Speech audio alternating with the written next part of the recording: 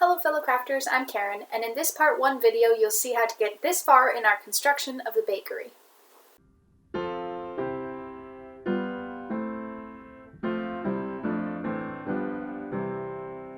The aim of part 1 is to get the structure built. So we're going to go through a clay with wire rebar phase, and then a grout and stones phase to do the exterior facade. So the materials and tools that you'll need for this are up on the screen, and these are oriented around getting that clay set of walls built, and then applying the grout, into which we will lay the stones. So the stones that I have chosen to use are just standard landscaping filler stones that I bought at the hardware store, and the grout is just a non-sanded grout, and I bought an easy-to-use mixed with water one just because I've never used grout before and I'm hoping that it goes smoothly and easily. While we're working on the clay phase for the walls, we'll also build some of the little clay items that we'll use inside the bakery, like little breads and pastries, as well as some mushrooms that will go on the outside. You'll also need a few materials to complete the door, which will be painted on, as well as the windows. The design elements that I wanted to feature in my fairy bakery are stone walls and really steep roofs that go almost to the ground. I wanted to go with the stone walls because it makes sense that a bakery wouldn't be made out of wood, it would more likely be made out of stone. And to support those walls, I considered a couple of options. I landed at clay because I think it will just be really reliable and sturdy. And I'm going to reinforce it in some weaker areas with some wire to act basically as rebar. After that, it would have been possible maybe to put the stones directly into the clay and then bake it, but I was fairly certain that those stones would eventually fall out or need to be glued in to be held in at all, and I didn't want to go through that work, so I decided to do flat clay walls, which I'll bake and let cool, and then we'll put grout on top and put the stones into there. So the only things that have to be done with the clay are really to shape the actual walls, and I'll cut out the wall pattern to match my design, and then cut out the windows, the holes for the windows. So I've already worked my clay some here. You can see I've got these two really large balls of clay. It took quite a bit to get there. And I'm just going to use another piece of parchment paper on top and then a rolling pin to try and flatten these out into a sheet, essentially like we're making thin cookies. And based on that sheet, I'll be able to cut out the shapes that I need from it. So I'm just trying to flatten this into a little bit of a block of clay here, sort of circular, so that it'll be a little bit easier to roll out as opposed to just starting with a ball. And I'll add the wire at the end just by pushing it into the clay. And I may have to add some glue later to keep the wire in place, but I'm not going to worry about that until later.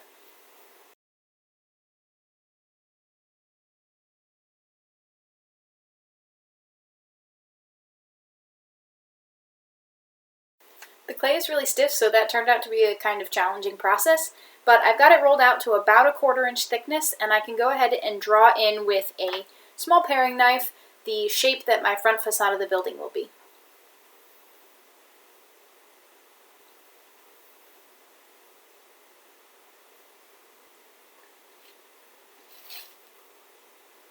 I will also remind you as I do this that the smaller your building is, the less you'll have to do in the way of adding stones and grout later. So keep that in mind if you're feeling ambitious.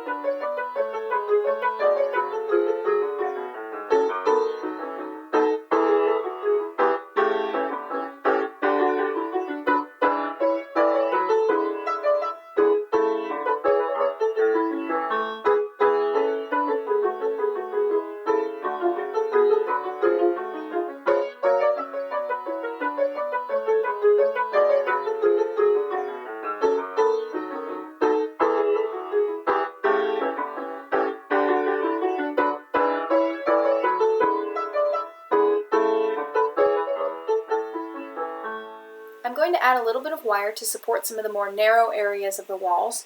I'm going to create a little bit of a ridge with the knife to provide a place for the wire to sit in, and I want to make sure that I am really careful that I don't destroy any of the work that I've done thus far.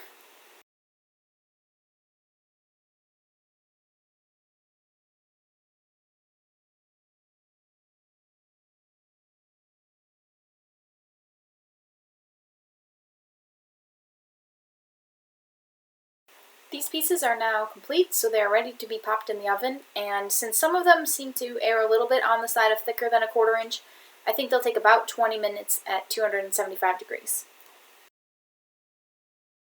Since I've got my oven on and some spare clay, I'm going to go ahead and make some of the tiny foods that'll be displayed in the window of the bakery.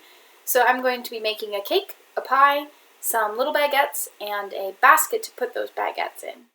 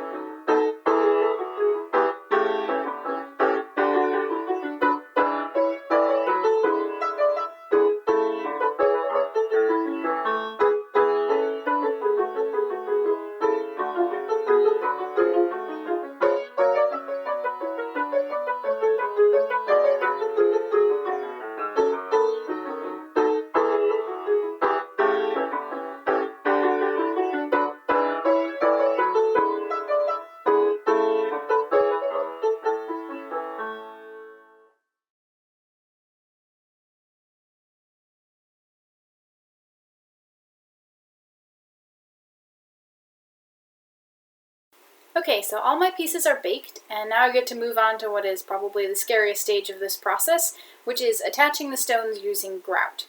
And the reason this is scary is because I haven't used grout before, and I started mixing the grout, and I didn't want to use my entire pound of grout that I bought, so I didn't follow the directions exactly, and I only mixed up 1/3 of it, which meant I had to guess at 1/3 of it, and then guess at how much water belongs in 1/3 of it to mix it up. And I have what looks like something roughly like clay. I think it'll probably be fine, but I don't really know if it's right or not. So I'm hoping that it is. And I'm going to apply the grout to each of my surfaces, just the outsides, starting with the smaller ones in case it goes horribly wrong. And as I apply the grout, I'll be able to put in my landscaping stones. And I'll mention that I washed these to get the stone dust off of them to help them to stick better.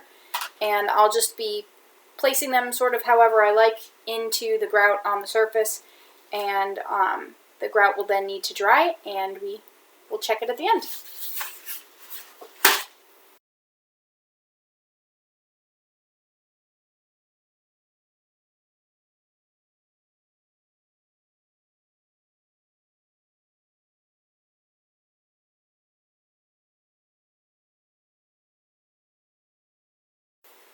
So I like the way that this works. However, I have some concerns about the stones actually staying in place. So I'm going to take a break and let this fully dry and see if the stones stay in place. If they don't, then I may have to find a new solution. If they do, we're all set. And if they do partially, I may be able to add some glue or something to help keep the rocks in place, but I'll have to see where it's at when it finishes drying. But I like the way it looks so far. Okay, so I let my grout dry according to the instructions on the container, and I'm pretty happy with how it turned out. I was surprised at how well it holds, but I mean, it's supposed to be sort of a cement product. So I'm just missing a couple of stones that came out. I think I maybe had 5 that I lost, and they were especially around the edges where the grout was thinner, so that makes sense. But I'm going to stick with this grout and I don't feel any need to try and switch to a construction adhesive or anything like that. But I'm going to try to make sure that the grout goes on nice and thick each time that I use it. And in the end, I will set aside these stones and glue them back on, along with any that get lost in the process on the other ones.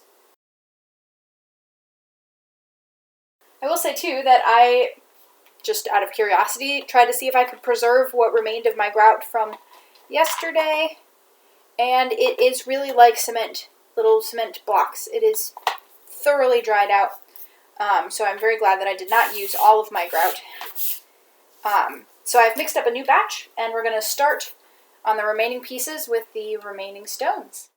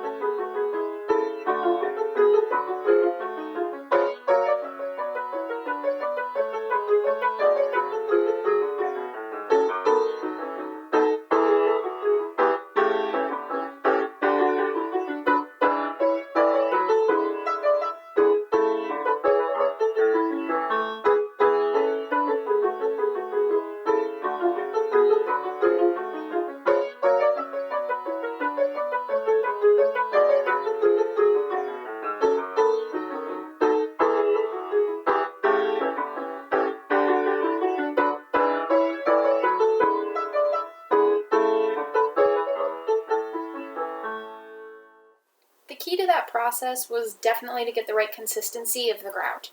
I started with it too dry, and I eventually added a little bit of extra water to make it kind of the consistency of if you stir hard ice cream in a bowl and it slowly becomes soft ice cream. It was pretty much exactly that consistency that made it enough of a putty to work onto the surface and sort of squeeze the rocks into. So I have a lot more confidence about these holding once they cure completely. So I'm going to let these dry, and then we'll start adding some of the window and door details and then some of the insides. My grout has fully dried, and I'm very pleased to say that I only lost one stone out of all of the ones that I did on my second attempt. So I'm going to be using just a little bit of this E6000 glue to put back in that stone, as well as the original ones that came out of my first attempt.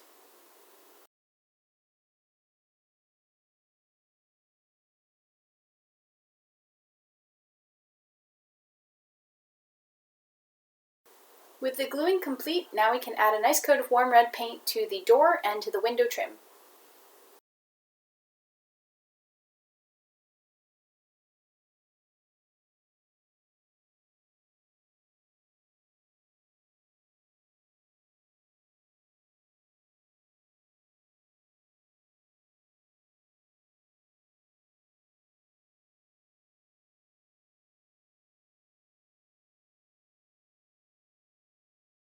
If you've seen my fairy bookstore video, then you'll be familiar with this fused together plastic wrap made accidentally by my mother-in-law, and it is going to feature here again as the windows. And given the depth of the window sills in this building, I really wanted to put the windows about halfway through from front to back, but I'm not confident that I can do it well, so I'm going to attach these the same way I did with my other building, the bookstore, which is just to glue them carefully along the back. So what I'm going to do is sort of trace the shape of the window and then cut a little bit wider than that size so that it has a place to glue. And I'll add some, this is 22 gauge wire, black. I will be attaching this in a bit of a grill, and then it's just a matter of gluing. So the windows are pretty simple.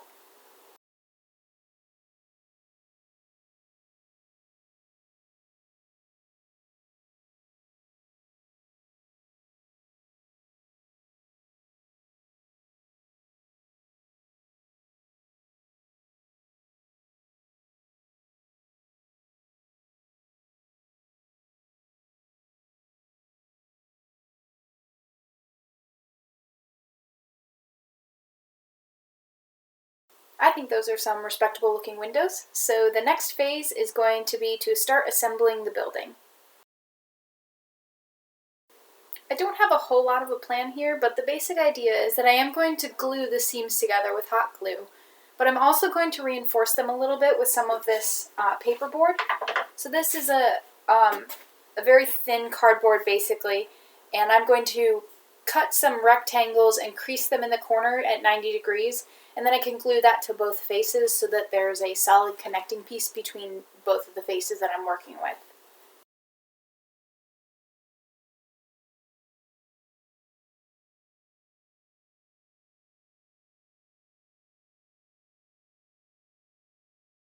That went surprisingly successfully, and it feels quite sturdy. I've left off these two pieces so that I can attach them later. I want to be able to build the insides first before I try and put the whole outside together. So this concludes part 1 of this video, and you can join me in part 2 where we'll begin putting together the insides of the bakery. Thanks for supporting Tickled Fancy Crafting by watching this video. Click the like button to let me know that you enjoyed the content, and subscribe to see new Tickled Fancy Crafting videos in your feed. If you'd like to be informed directly about the content, ring the notifications bell. Comment with crafts that you would like to see in the future, and remember, you can make this.